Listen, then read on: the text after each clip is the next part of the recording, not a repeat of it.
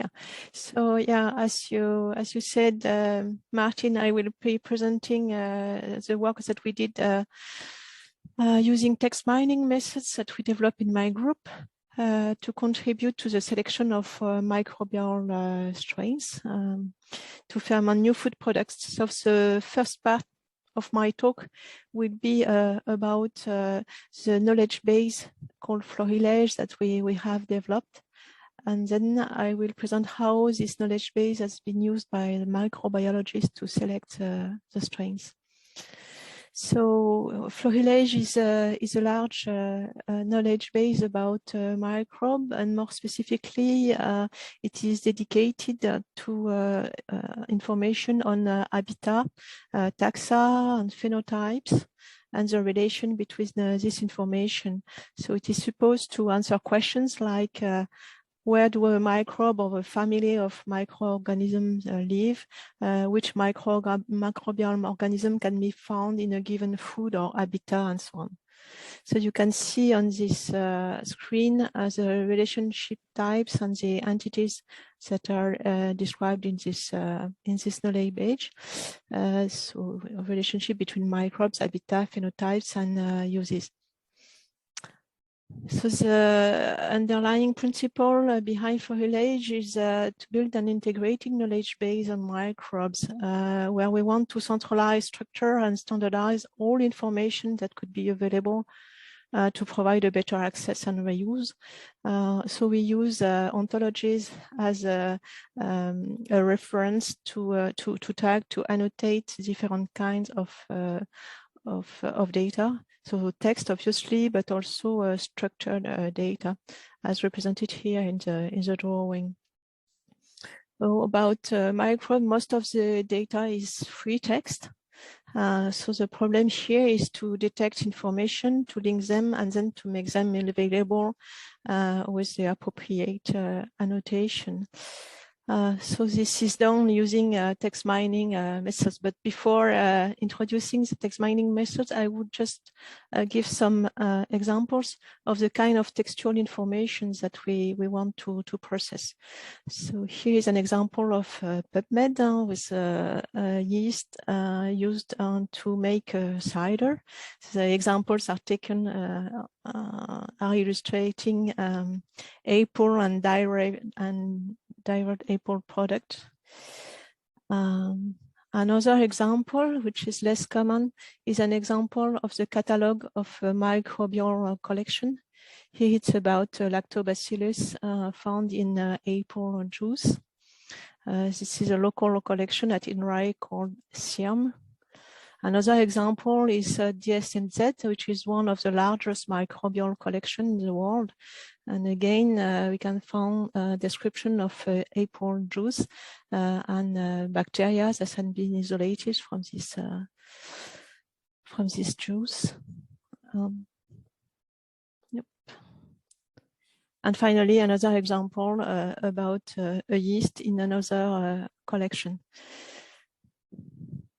So yeah, this was about apple. And if we look at the tree, Malus species, or contaminated food, we can find other sources like GenBank, the genetic database, and another SIAM called CFBP, which is about plant pathogens. So the problem we have here is how we could build a tool that allow to retrieve information on apples, the derived product and their origins in a fast and efficient way. So as in the previous talk, what we did to organize this information along categories, also control vocabularies, organized in a hierarchical way so that people can query at different level of generality. So these different terms are mapped to categories, and these categories may be at different levels.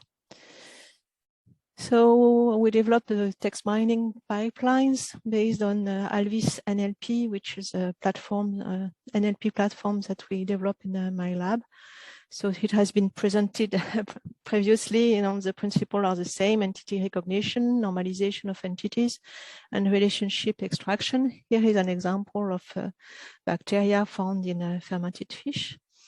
And we tag these different entities with different controlled vocabularies depending on the type of the entities. So we mostly use NCBI as other speakers, but we extend this NCBI taxonomy with strains. And we use the ontobiotope ontologies that we are also developing at INRAE to tag the different entities, phenotypes, habitats, and use. And we use geonames for the geographical place. So we think that all this information extraction can contribute to implement the FAIR principle by making all this data more findable, accessible, interoperable, and reusable, which is well, the goal of our work. So more specifically, here's an example again of entity recognition. The entities underlined here, and entity normalization or entity linking, and the relation we want to extract between these entities. We evaluate the quality of the prediction according to the BioNLP OST Bacteriop task, which is a shared task that we organize every 2 or 3 years in my group. So this task include a annotated data set with microbial habitat and phenotypes. There is no use in this data set, normalized by the ontobiotope ontology. It contains PubMed abstract and extracts of scientific papers in English. The ontology is, I would say a small side with 3,000 habitats and 400 phenotypes. And there are 2 kinds of metrics: exact comparison and similarity of the prediction with the expected results. And the notion of similarity obviously depends on the task, if it's entities or normalization or relation. So it's a challenging task because they are nested and discontinuous entities. And most of the mentions of habitat and phenotype do not match the concept, label, and synonyms, as it has been mentioned in previous talks. This is a complex task, and there are also very long distance relations between entities in this corpora, so inter-sentence relationships. So we use different kind of name entity recognition methods. We recognize rigid named entities such as geographical locations and taxa with dictionary mapping and rule-based methods. The limitation is obviously that it's hard to deal with homonyms and ambiguities. And for what we call terminological named entities, the habitats, phenotypes, and uses, we use 2 kinds of methods. One rule-based method that analyze the term and its syntax structure to map to the right categories in the ontology,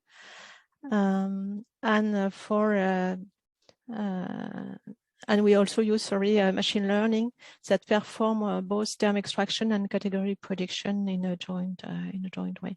So these methods yield a good precision of the entity bounds. So yeah, these are efficient.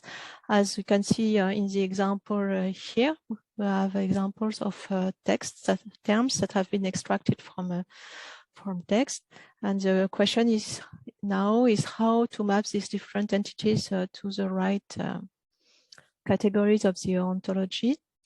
So for instance, if you look at artisanal Portuguese cheese making dairy as an example, we want to map it to cheese factory. There is no common word. Factory and dairy are 2 different kinds of words. So the problem is how to map it.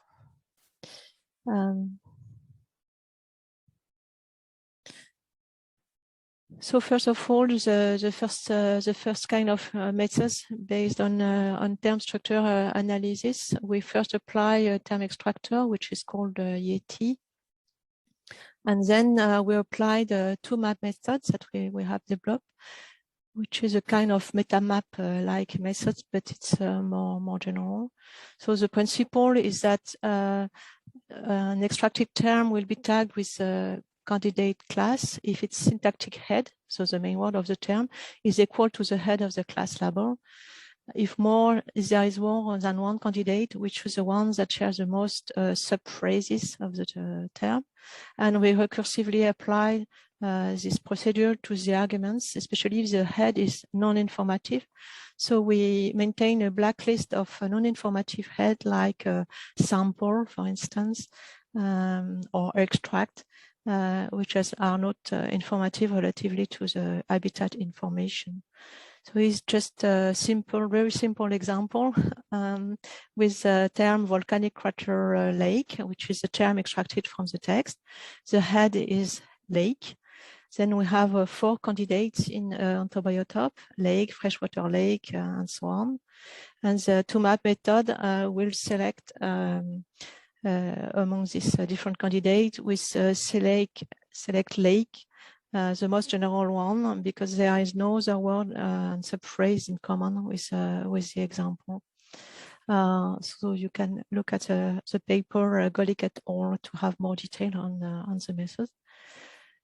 For machine learning, what we did is first to extract terms in the corpus again, then to build a representation of these terms with embeddings. And in parallel, we build a vector space of the ontology class, where we represent the hierarchy in the form of vector, as illustrated here. And then we train the system to map the term vector extracted from the corpus to the class, the ontology class vector. So this is a general principle. More specifically, we developed different kind of methods. One is called honor, that I will not be presented here. And now we work on the CNORM method, which has been published in BMC Bioinformatics recently. This is an ensemble method that combine 2 complementary and relatively simple methods, so it's fast and efficient. An FNN to place the entity roughly in the right zone of the class space of the ontology, and then a CNN to focus on the right class among the candidate class. So it appears as suitable for small training data sets, and it tends to avoid overfitting. Well, here are the performance of CNORM for the habitat normalization in the bacteria biotope task. And you can see that, yeah, so CNORM obtain good performances compared to the other participants on the task. And for phenotype, it's also the same. CNORM performs well compared to the participant. For relation extraction, again, we use 2 kind of methods: the rule-based methods that perform anaphora resolution and use also co-occurrence of entities and trigger words, so very classical, traditional methods. And more recently, we developed a deep learning method based on BERT and syntax. The idea is that as we have a very small training data set, we want to explore how domain knowledge and syntax could help to obtain better performance. So this work is developed by Anh Phu Tong. I think he's attending the workshop, so he could answer the question if you have some about the method he's developing. It is based on Sachan et al. Recent work on syntax BERT. So generally, the idea is to represent the dependencies between words by an adjacency matrix, as represented here, where there is a 1 between two word pieces if there is a relationship between these two word pieces. And then this representation is integrated at different level of the architecture, either inside the architecture, it's called joint fusion, or in a later level of the architecture. And Fu performed many different experiments. There is a subset of them here, and he observed that BioBERT obtained the best results on the task, and they were over the SOTA previous results. So we are was happy with this high level result, and is still developing new strategies for improving these performances. So this is a work in progress. Okay, so once we have all these methods, how are they implemented? They are implemented in ALVIS NLP. So some of them, the most recent one, are not fully integrated, but they should be in the next weeks. So the idea is to be able to process any kind of documents. It could be possibly multilingual, and using different kind of resources, we could obtain annotated documents. These annotation are aggregated and indexed to feed the Florilege database. And in parallel, we index this annotated document to feed the bibliographic search engine ALVIS IR, which is also a general bibliographical search engine we develop in my group. So Florilege now. Florilege receives this analyzed data from many different sources. The main one are the literature, mostly PubMed, but also, as I said, catalogs of biological resource centers and genetic database. And we expect in the near future to integrate biodiversity database like GBIF. So the principle for the different sources is the same, except that in the structured database, we already have the relationships coming from the structure. We do not have to predict them. And the information extraction pipeline is able then to feed the result in the Florilege database in a structured way. The result is a high number of information of taxon, habitats, use, and phenotypes. The most frequent information are habitats with near than 30 million of entities and categories extracted from these sources. But there are also many phenotypes, 3 million of them. And taxa, almost 10 million of different taxa.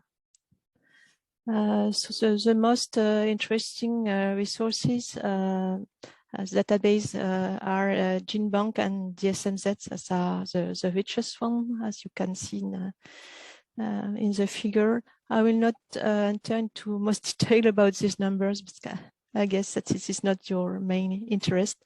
You could find them in the presentation. I will share the file with you.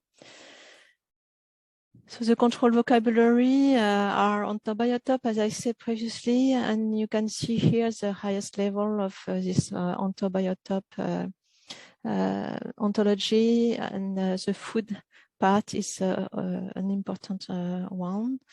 And we also use NCBI taxonomy. And we have gathered all the microbial taxa, because we have this focus on microbes in Florilege.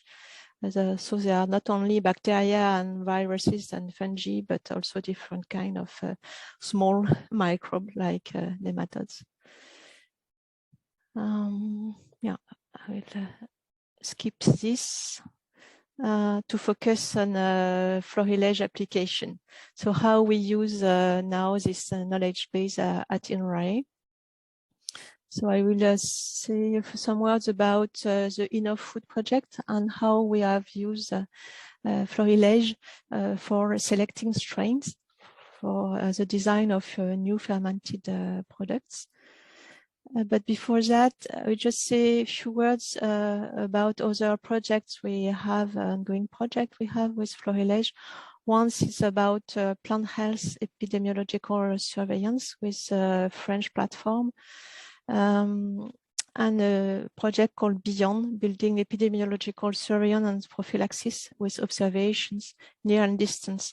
So this is mostly about plants, but it's very close to the question that you ask about food. The methods and the problems are the same. So what we do is to extract information from multilingual news using a pipeline close to florilege.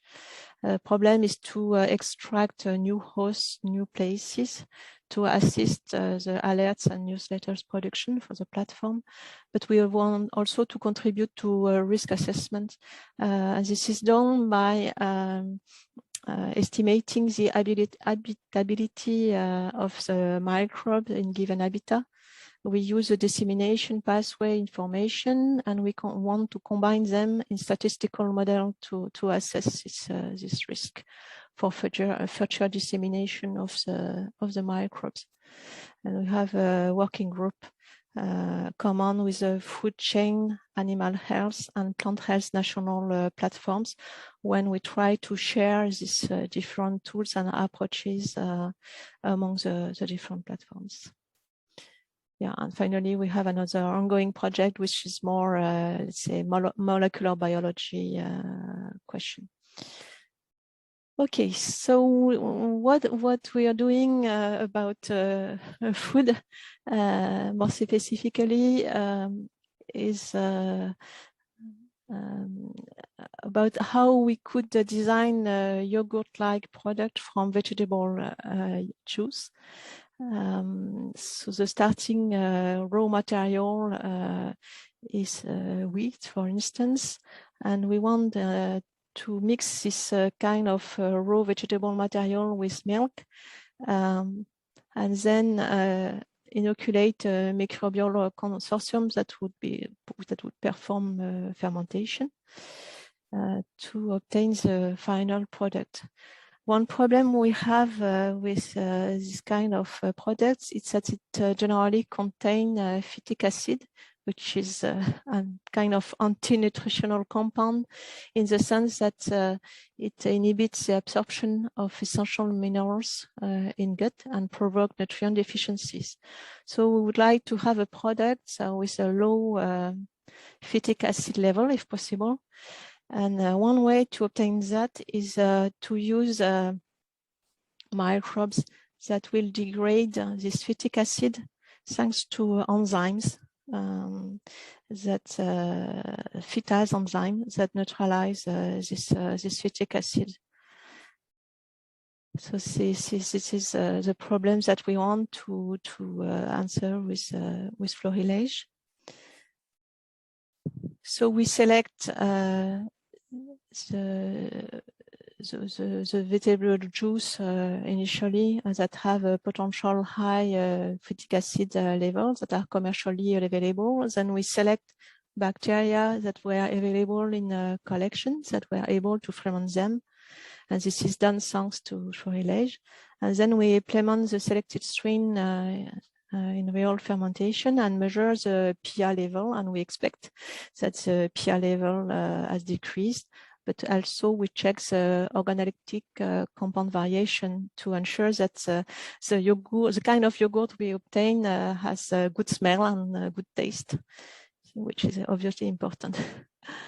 So we use florilege to select the species that we want to experiment with. So the question is what kind of species, microbial species, could be have been isolated already from rice, oat, and this kind of soy beverage, and that has been already studied for their acidification activity. We want also them to be QPS, which means that they have a qualified presumption of safety, so they could be used for human food. So Florilege appeared to be a relevant source for this because it contains a lot of information on food. The Ontobiotope food subpart of sorry, it's a part of Ontobiotope about food is large with 800 classes on 7 levels. This part is largely inspired by Foodex2 classification. We prefer it over Foodon, so we could discuss later why we prefer it.